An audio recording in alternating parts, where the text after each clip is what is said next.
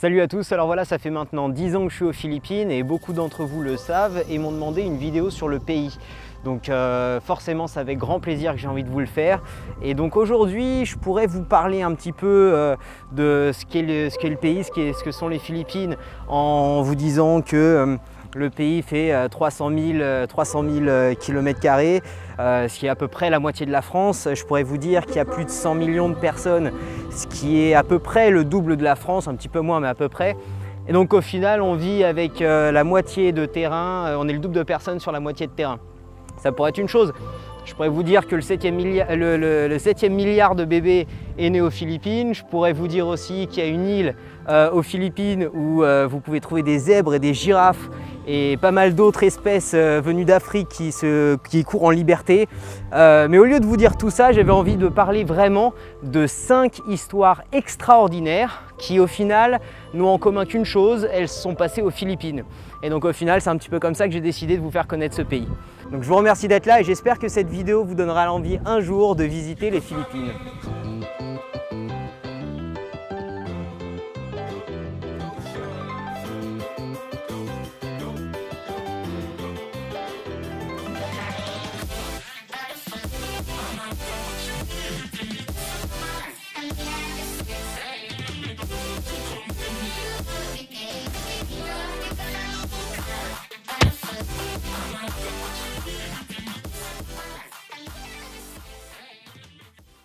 Numéro 5, aux Philippines, il existe une île qui est au milieu d'un lac, qui est au milieu d'une île, qui est au milieu d'un lac, qui est au milieu d'une île.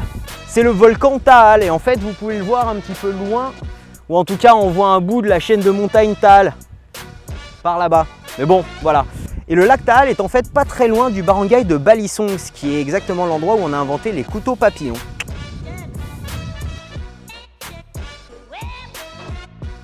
Le lac Taal est toujours actif et c'est d'ailleurs le deuxième volcan des Philippines ayant le plus d'éruptions, après le volcan Mayon qui nous pète à la gueule environ une fois tous les 4 à 10 ans.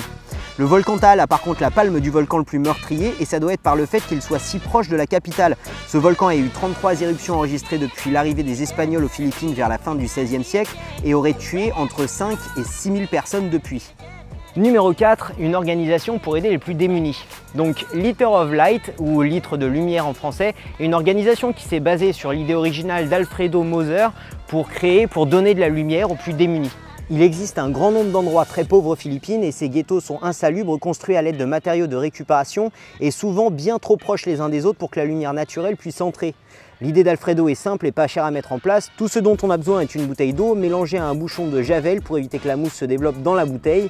Cette bouteille est ensuite placée à travers le toit de l'habitation et le tour est joué. L'idée est parfaite parce que cette lampe solaire peut être réalisée qu'avec des matériaux de récupération. Et c'est Iliak Diaz qui ramène cette idée aux Philippines en commençant My Shelter, c'est son organisation, directement à San Pedro Laguna. Et à partir de là, ça va grossir. Son organisation a donc rapidement pris de l'ampleur et s'est étendue à plusieurs autres villes des Philippines. Il améliora aussi son système en ajoutant un petit panneau solaire pour qu'il puisse fournir de la lumière même la nuit. My Shelter Foundation s'est ensuite exporté à l'étranger et a pu aider, selon Iliak Diaz, plus de 650 000 abris à travers le monde. Numéro 3, le gros fail de Pepsi. En 1992, Coca-Cola devançait Pepsi aux Philippines. Coca possédait environ 75% du marché contre 17% seulement pour Pepsi. Pepsi Company a donc lancé une opération promotionnelle aux Philippines, The Number Fever. Pardon? The Number Fever. Un quoi? The Number Fever. Hein? The Number Fever, c'est la fièvre du nombre en français. Ah. The Number Fever. C'était une opération classique, je vais dire. Sous chaque bouchon des produits les plus populaires de la marque, vous pouviez trouver un numéro et le montant que vous pouviez gagner grâce à ce numéro. Les numéros donnaient la chance de gagner un prix allant de 1000 pesos, environ 20 €, à 1 million de pesos, environ 20 000 €. Et bien sûr, les numéros étaient simplement annoncés à la télé. Donc si vous aviez un bouchon avec un numéro annoncé à la télé, vous gagnez le montant qui était sur votre bouchon. Et l'opération est un succès total. Plus de 31 millions de Philippins, ce qui est pratiquement la moitié de la population à l'époque, va participer en achetant des produits Pepsi et en collectionnant leurs bouchons. Tout va bien jusqu'à l'annonce du dernier numéro gagnant et donc ils annoncent à la télé le numéro 349. Et là, c'est le drame. Un petit problème de communication chez Pepsi a fait qu'ils avaient imprimé et distribué plus de 800 000 bouchons avec le numéro 349. Donc forcément le lendemain, quelques dizaines de milliers de Philippins se pointent chez Pepsi avec un putain de sourire et un bouchon à la main, et je crois que c'est à ce moment-là que Pepsi a dû se dire que quelque chose ne tournait pas rond. Parce qu'ils n'avaient pas 800 milliards à donner, et donc ils refusèrent les bouchons en disant que les codes de sécurité n'étaient pas les bons. Les gens ne s'attendaient pas à cette réaction et donc se sont un peu énervés. 22 000 personnes ont porté 689 plaintes en demandant un dédommagement et plus de 5 200 plaintes criminelles ont été enregistrées pour fraude. Mais c'est pas tout, Pepsi a compté 37 camions qui se sont fait soit détruire à coups de cailloux, soit brûlés, soit renversés. Donc forcément, j'imagine que vous allez me demander le bilan juridique de cette affaire. Bah écoutez, l'affaire a traîné 14 ans et est remontée jusqu'à la Cour suprême qui rendit son verdict en 2006. Aucune charge criminelle n'est retenue contre Pepsi sur la base qu'aucune preuve de négligence de la part de Pepsi n'a pu être trouvée. L'avocat de Pepsi déclara que la compagnie avait déjà fait un geste en distribuant plus de 200 millions de pesos à 500 000 personnes n'ayant en réalité pas gagné et que Pepsi a aussi subi la perte de 37 camions pendant toutes les émeutes.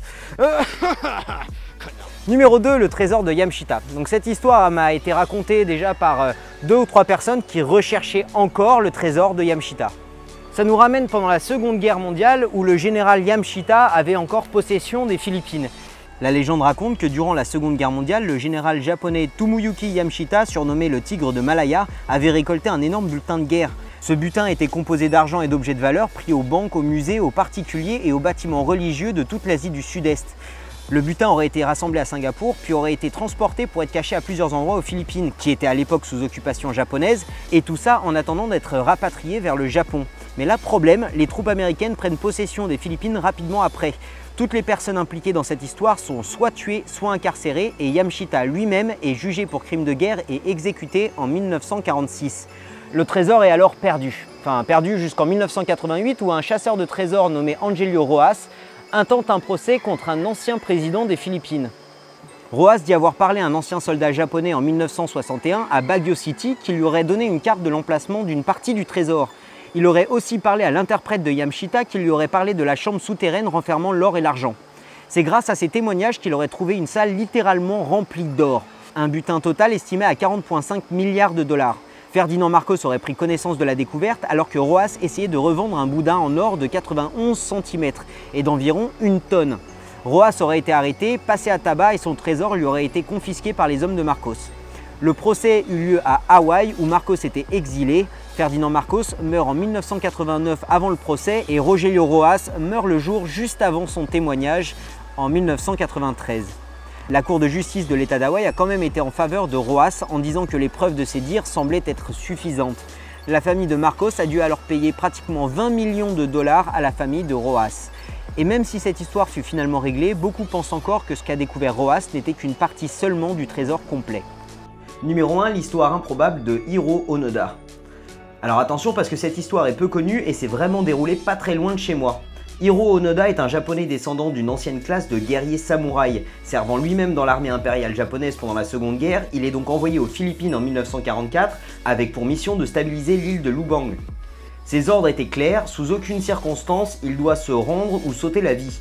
Quelques mois seulement après son arrivée, les forces américaines et philippines reprennent possession de l'île et tous les Japonais sont soit tués, soit capturés. Tous sauf Onoda et 3 de ses hommes qui partirent se réfugier dans les montagnes pour se cacher et restèrent là pendant des mois en flinguant 1 ou 2 policiers de temps en temps.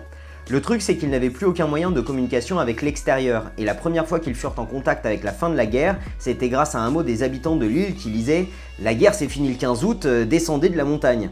Après une examination sérieuse du message, les 3 Japonais décidèrent que c'était un piège tendu par les forces ennemies et décidèrent de l'ignorer. Plus tard dans l'année, des mots avec l'ordre de se rendre donné par le général Yamshita lui-même furent lâchés par avion au-dessus de la montagne, mais une nouvelle fois les 4 hommes refusèrent de croire les messages. Les 4 hommes restèrent donc dans la montagne pendant des années en descendant de temps en temps pour brûler des récoltes ou tuer des policiers. En 1949 quand même, un des 4 hommes se rendit aux autorités des Philippines. En 1952, déjà 7 ans après le début de leur vie dans les bois, des photos de leur famille furent lâchées par avion, avec des messages de leur famille leur demandant de rentrer à la maison. Ces messages furent une nouvelle fois ignorés. Entre 1952 et 1972, les 2 hommes avec Hiro Onoda furent tués dans des échanges de coups de feu avec les habitants et la police de l'île. Onoda se retrouve donc seul à partir de 1972. C'est en 1974 qu'un hippie japonais nommé Norio Suzuki débarqua sur l'île à la recherche d'Onoda. Il le trouva très rapidement et devinrent tous les deux très vite amis. Onoda finit par lui dire que la seule façon pour lui de quitter cette île serait un ordre direct d'un supérieur. Le gouvernement japonais envoya alors le supérieur direct d'Onoda, le major Yoshimi Taniguchi, qui n'est d'ailleurs plus dans l'armée, il est devenu libraire entre-temps. Mais bon bref, ils l'ont quand même envoyé sur l'île et c'est seulement à ce moment-là, le 9 mars 1974, après 29 ans à se cacher dans les montagnes des Philippines, que la Seconde Guerre mondiale prit fin pour Hiro Onoda. Voilà, j'espère que vous avez aimé cette vidéo, que ça vous donnera envie de visiter les Philippines un jour ou un autre. Et puis écoutez, voilà, j'aimerais remercier tous ceux qui partagent, qui likent mes vidéos. J'aimerais remercier aussi tous les tipeurs qui m'aident financièrement à produire ces vidéos. Et puis écoutez, on va se voir la semaine prochaine pour une nouvelle vidéo. Je ne sais pas exactement ce que ça va être, mais on va trouver quelque chose de bien ensemble. Allez, à bientôt!